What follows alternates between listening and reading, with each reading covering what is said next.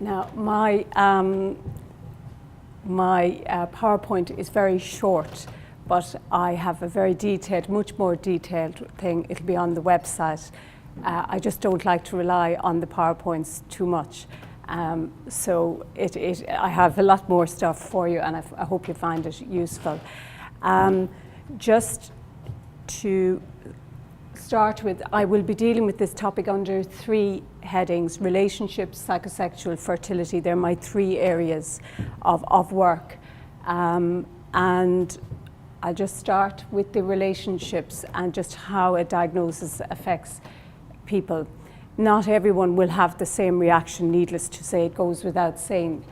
But the first thing to say is that there is a tremendous shock, and Sarah made reference to that. The shock of a diagnosis is just incredible. And I think in some ways it's almost like you're catapulted into the grieving process, which is, denial, this can't be happening, why me, etc. So understandably then that brings a tremendous pressure and strain on, and when I say primary relationships, it's the people who we are closest to, who we are around. Now, you might wonder why my topic was psychosocial rather than maybe psychological, because I do a lot of psychological work. But we are social beings. We are out there in society, so we cannot, when we get a diagnosis, stick our head in the sand and stay at home day in, day out and not meet other people. We are part of society. So it's how we handle that in society is very, very important. We might feel like, hiding away, but unfortunately we have to get out there, and it's good for us in another way. Communication with partner and or key family members and friends is very important. And I know a lot of what I'm saying is very much common sense. But what we have to realize is that when we're all under stress or pressure, our normal communication skills can shut down. And also, if communication isn't great there in the first place, it's not going to dramatically change because of a diagnosis. It might in a very short term, and then we go back to our old ways. I suppose the best example I can give myself personally was my father was diagnosed with cancer. Unfortunately, it was cancer of the colon. He never told any of us about any of his symptoms or anything. So suddenly at 70 years of age, after coming back from a holiday in Spain, he wasn't well. He was given a very short period of time, about 6 to 8 weeks to live. We were totally in shock, etc. And I mentioned that. But the hardest thing, if anyone was to ask me what was the toughest thing about it, of course losing him in that, was actually, I was living in Dublin and I'm from Tipperary, and it was I was going down from a Tuesday to a Friday every week. There was only 3 of us in the family, and we were trying to we wanted to keep him at home. And I'd have to say what was the toughest was he wouldn't talk to us about it. Now, thank goodness, women, I know I'm generalizing here, but women generally find it easier to talk about their feelings than men. But the effect on the rest of us was just terrible, because what we had was a situation where the palliative nurse would come into the house and be asking him about it, and of course trying to make sure it had really sunk in what was going on for him. And he got it all right. But the problem was that he would be lovely when the nurse was there. I'm fine, I'm grand, I'm doing great. And the minute she would go out the door, he would just get so agitated, and you could do nothing right, is the only way I can describe it. And it was very, very difficult. And myself and my siblings, it was kind of very hard, because we were juggling. Did he say anything to you? What will we do? What was the nurse suggesting? And he would be all in agreement with the nurse when she came. And it was fantastic to have those visits, because what I found was that we actually confided in the nurse then and said what was really going on with us when they left. And it was great because she stepped in, because even though I'm a psychotherapist, I was too involved. I couldn't start trying to do my stuff on a family. I was going through my own grieving as well. So the communication, so what I had here, and what I have done on the handout is that in some ways, if we don't talk about it, we're doing a disservice to ourselves and those around us, because if I won't talk about it, well then nobody else feels that they can talk about it to me. So I suppose communication is very, very important. And when the big C word is used, it actually brings out a fear in all of us. We are terrified of it. And we, of course, we see the worst case scenario as well. We think of the worst case scenario. So it's just important to realize that communication is very, very important. What I also put in my handout is that it's very important for the men to try and get a handle on what is going on. And of course, that's where it is very important for the woman to communicate what is going on, how she's feeling, etc. Not only with their partner, and that's assuming people are in a relationship, but it's also with children, it's with siblings, family, family members, and keeping them in the loop, but at the same time, I suppose, trying to mind yourself through it all.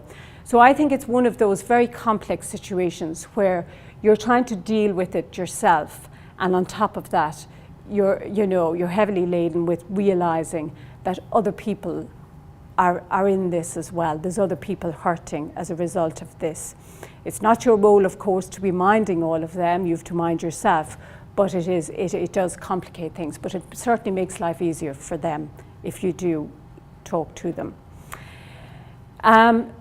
The effects on the relationship between a couple is like a roller coaster. It has thrown your whole relationship into just chaos. Of course, we're like the ducks, and we glide along, and it probably appears to be all fine, but underneath the water, the feet are moving very quickly. And what it is that suddenly, of course, as Sarah rightly said, you're being seen differently by people out there, but also by your partner and your family. You don't want people to pity you, but at the same time, you want to be understood. So by its nature, it changes the whole relationship completely. And it's trying to come to terms with that can be very, very difficult. And sometimes in my work, that's where I would see the role is of trying to help the couple come through something like that. It's not magically, of course, going to take all the problems away, but it's learning actually how to communicate in a new way. And I'll refer to the sexual side of that in a moment. The next thing I have there is the effects on we call them the previvors. And there's a quote there, I won't even bother quoting stuff, but basically it's people who actually have tested positive for having the gene, but in actual fact, they don't have the cancer. And I think what's very important here is that certainly from all the research lately, and the most recent paper was given on this in 2013, or October there, 2013, it was saying that in actual fact, they need as much support as the person who has been diagnosed with ovarian cancer. And I think sometimes we overlook that and we think, oh, sure, they must be so relieved. But on top of that relief, there's huge feelings of guilt and shame and worry, because it's looming there that it might be becoming a reality at some stage. Okay. Now, incidentally, I am staying around all day. I'm around at lunchtime. I'm around this evening. I'm in no rush whatsoever. So if anybody wants to come and talk to me personally at any stage today, there's no problem, because I am aware this looks ridiculously small. Psychosexual. The first thing to say is that couples and people find it incredibly difficult to talk about sex. Understandable, it's a very, very personal thing.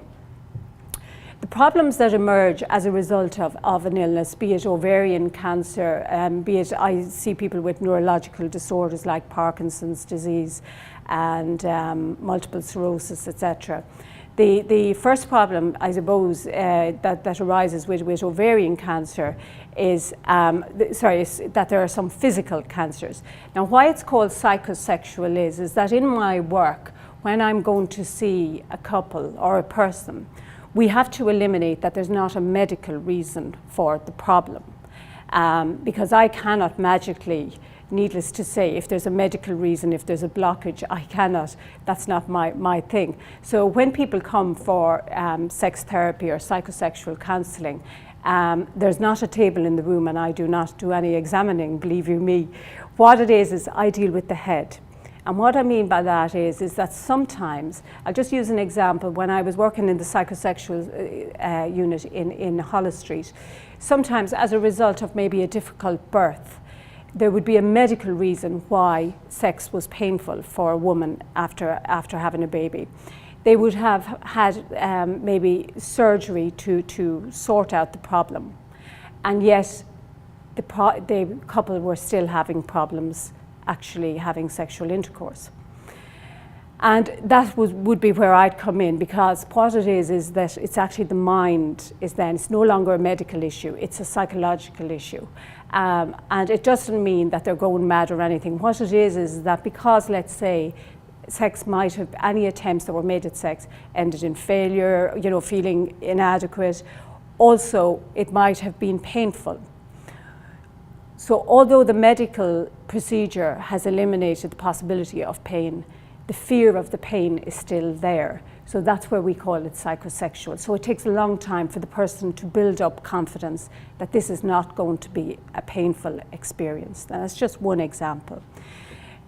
Ovarian cancer brings up a few issues that make talking about sexuality important, and that is a few different symptoms come into play.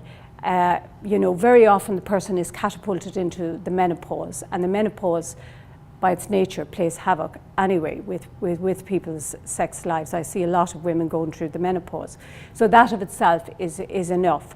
On top of that, you've things like chemotherapy, rightly what was losing hair, etc. So what you have here then are body issues, or body image issues coming in to play. With the menopausal symptoms, some of that is actually, you know, dryness of the vaginal area. So what it means is less lubrication. So all the things that were coming easier to a couple being together, it has all been changed. So it's a new way, it's learning, I suppose, a new way of relating to each other. The saddest thing is that, and I have it here, is the emotional intimacy sometimes is actually lost, and that's what's most important. And most of us, when we think of sex, we think of sexual intercourse. I don't want to be too explicit here, but you know, we assume it is actually, as the old term was, going the whole way. Whereas in actual fact, the purpose of sex has three main functions.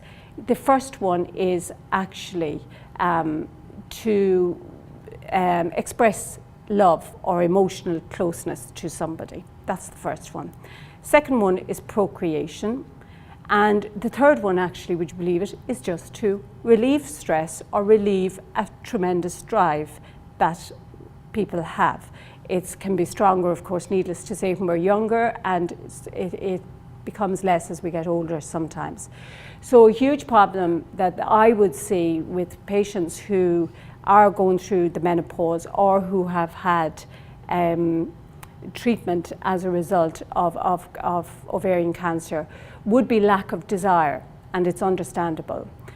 So what I would say to people is that it's very, very important, just like I was talking about communication in the relationship, it's important to communicate sexually. What do I mean by that? Is that sometimes we give the wrong message, that we're not interested at all in any kind of closeness, whereas in actual fact, we probably would love a hug, a kiss or a hug or a cuddle, but we don't want to have full-blown sex. It's very difficult. Sometimes what will happen in these circumstances is the man will hold back completely and just not make any moves, afraid that firstly he's pushing himself, secondly afraid, and was rightly said there earlier, afraid of causing any pain whatsoever to the person.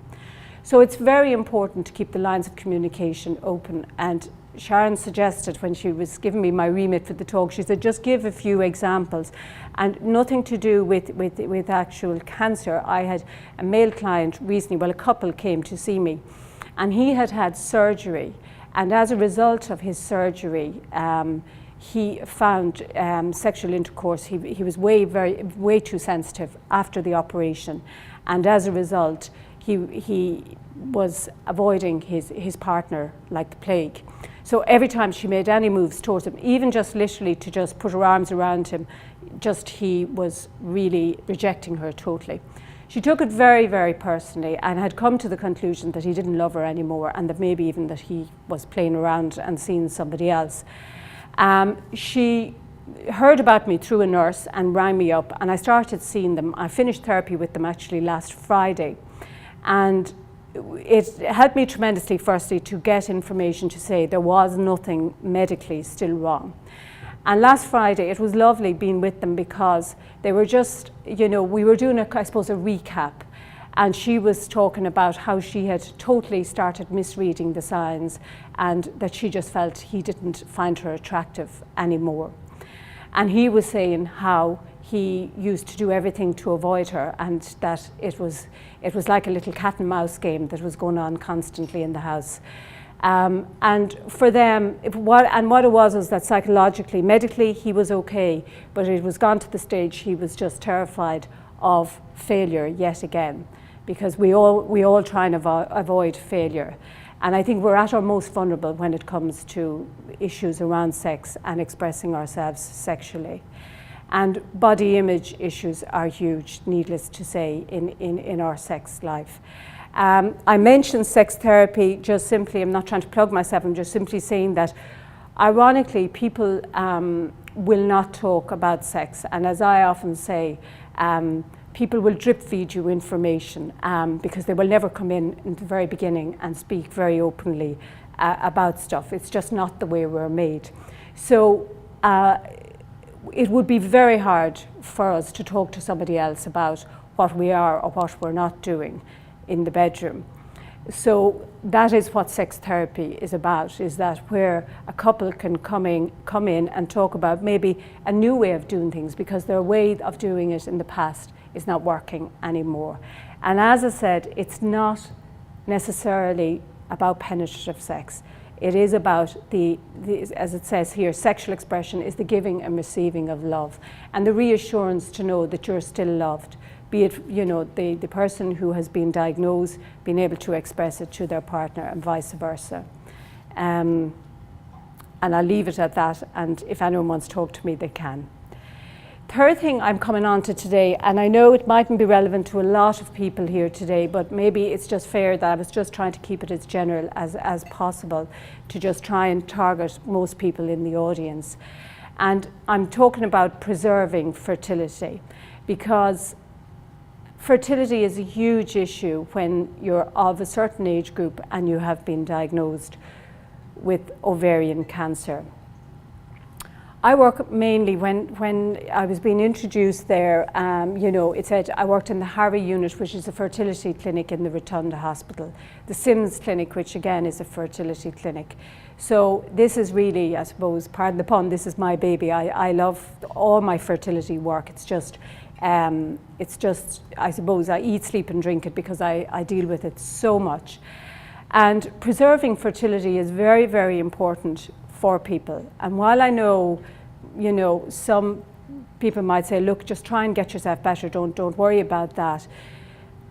When people are diagnosed, and I see it from the fertility clinic's point of view, when people are trying to have a child and they go to their GP and they go for further tests, as soon as something is mentioned about a fertility problem, ironically, research has shown that most women, when they come out after that consultation, actually react the same way as when they actually have been given a diagnosis of cancer, and that has been well researched.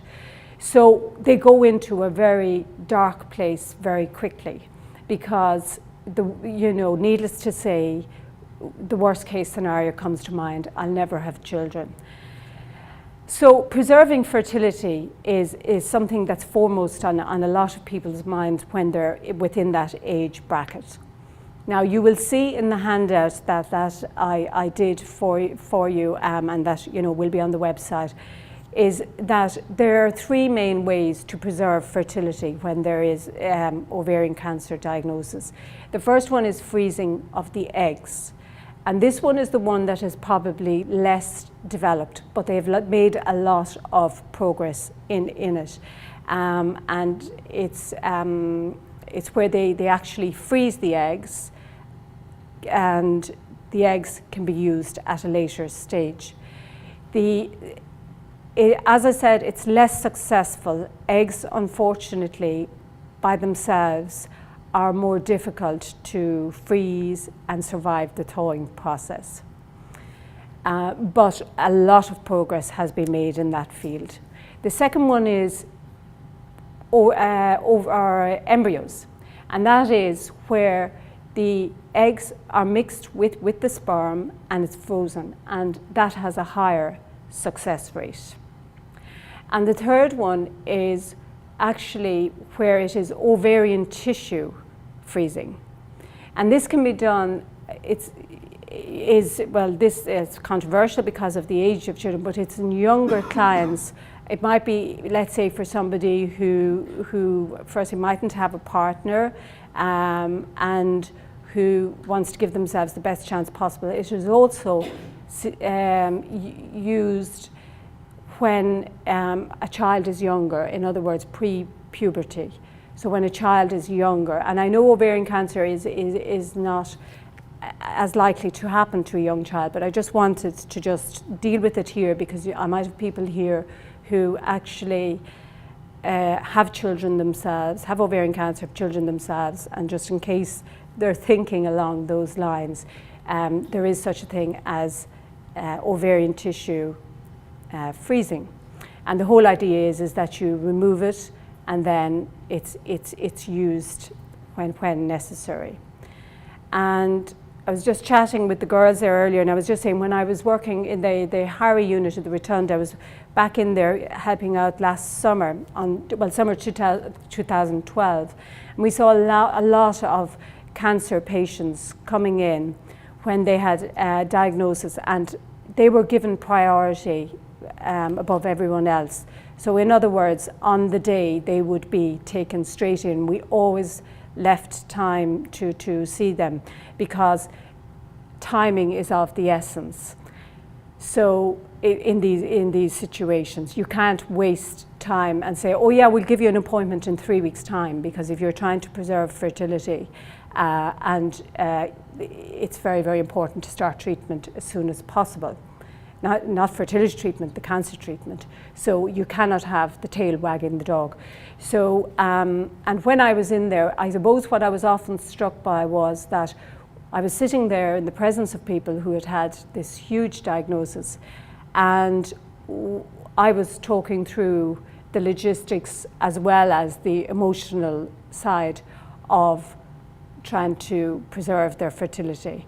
And you knew deep down that most of it was just going over their heads completely, and yet it was very, very necessary for them to have a chance. They were going to, of course, see the doctor, and of course the procedure was going to be done, but it was very, very important for them at least even to get a chance to talk about their initial reactions to the diagnosis.